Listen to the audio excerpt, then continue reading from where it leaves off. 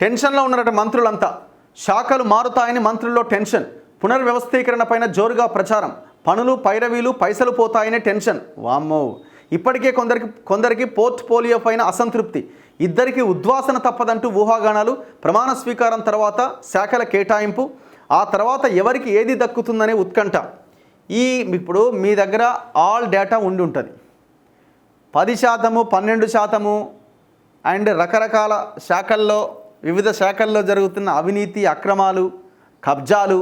First ఆ శాఖలని మార్చండి. Revenue శాఖ పొంగులేటి నుంచి తీసి వేరే వాళ్ళకి ఇచ్చే ప్రయత్నం చేయండి. ఎవరైనా ఒక ఎస్సీ ఎస్టీ బీసీ నాయకుడికి ఆ శాఖని కట్టబెట్టే ప్రయత్నం చేయండి.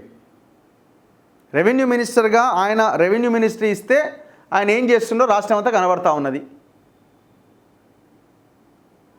ఇప్పుడు బట్టి విక్రమార్క మీద ఎక్కడ లేని ఆరోపణలు వస్తున్నాయి. 10%, 12% అని. అది తప్పు అని కొట్టేయడానికి కూడా వీలు లేకుండా ఉన్నది.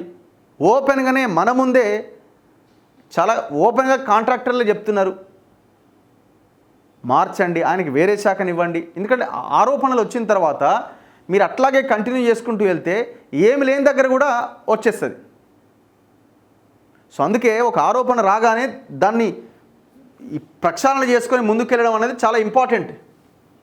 ఒకవేళ జరగకపోతే నష్టం మీకే తప్ప ఇంకేముండదు. ఇంకెక్కడెక్కడైతే ఉన్నదో ఆ మంత్రి పదవులకు సంబంధించిన దీంట్లో మీరు పరిశీలన చేసి ఆ మంత్రులను మార్చే ప్రయత్నం చేయండి. ఇగో శాఖల్లో మార్పులు.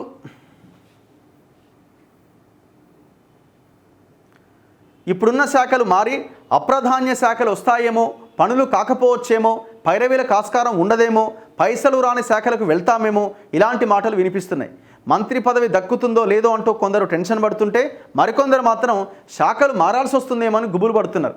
ఇప్పటికే కొందరు మంత్రులకు వారు నిర్వహిస్తున్న శాఖలపైన సంతృప్తి లేదు, మారితే బాగుండును అని కోరుకుంటున్నారు. ఇద్దరు మంత్రులకు ఉద్వాసన తప్పదంటూ వస్తున్న ఊహాగానాలు కూడా కొంత ఆందోళనకు గురి చేస్తున్నాయి.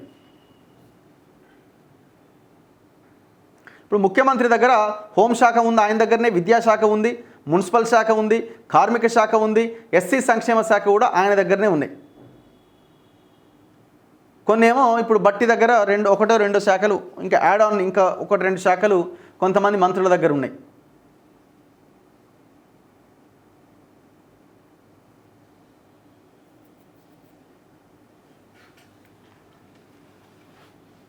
శాఖలు మార్చిపడేయాలి ఎవరిది వాళ్ళది. ఆదాయం వచ్చే శాఖలపైన గురిపెట్టిరట.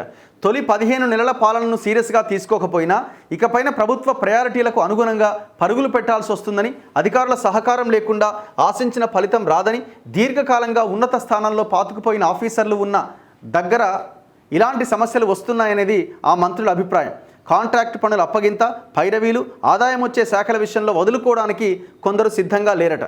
పోర్ట్ఫోలియోలు మారేటప్పుడు ముఖ్యమంత్రికి ప్రస్తుత మంత్రులకు మధ్య అభిప్రాయ భేదాలు పొడసూపే అవకాశం కూడా ఉన్నది. మంత్రివర్గంలో చోటు సంపాదించేంత వరకు ఒక రకం కసరత్తు, శాఖల కేటాయింపు దగ్గర మరో తలనొప్పి వేరువేరు రూపాల్లో తప్పేలా లేదు. ప్రమాణ స్వీకారం ముగిసి పోర్ట్ఫోలియోలు ఫైనల్ అయ్యేంత వరకు ఈ అనుమానాలు, ఆందోళనలు, ఉత్కంఠ కంటిన్యూ అవుతున్నాయట, కంటిన్యూ కాబోతున్నాయి. చూడాలి మరి ఎవరి శాఖలు మారుతాయి, ఎవరికి ఎసరన్నది చూడాలి. అసలు ఎందుకు టోటల్ షఫుల్ చేసేయండి. ఎందుకంటే మంచి పేరు ఏం లేదు అక్కడ, మంత్రులకి మంచి పేరు ఏం లేదు అక్కడ.